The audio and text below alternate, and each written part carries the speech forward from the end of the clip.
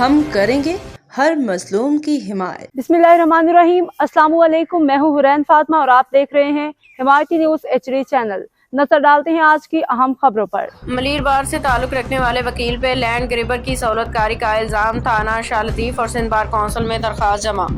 कराची नजर हमायती की रिपोर्ट, मलीर बार से वाबस्ता एक और मुबैना लैंड ग्रेबर वकील के खिलाफ कानूनी कार्रवाई का आगाज कर दिया गया है।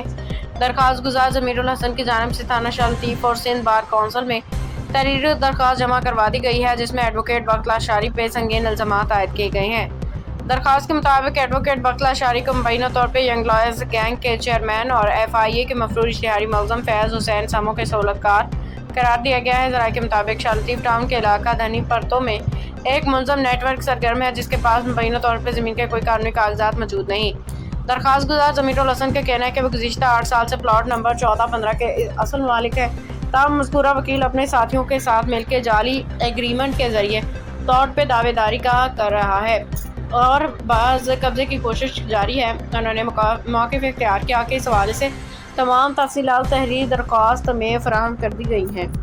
मुतासरा शहरियों को मशवरा दिया गया है कि वो इस नौयत के मामलात में सिर्फ थाने में दरख्वास्त देने पर इक्तफा न करें, बल्कि सिंध बार कौंसिल में भी चालान हल्फनामे के साथ दरख्वास्त जमा कराएं, ताकि मौसर कानूनी कार्रवाई मुमकिन बनाए जा सके। मज़ीद पेशरफ्त का इंतजार किया जा रहा है, जबकि मुतल्लिका अदारों से शफाफ तहकीकात की तवक्को ज़ाहिर की जा रही है।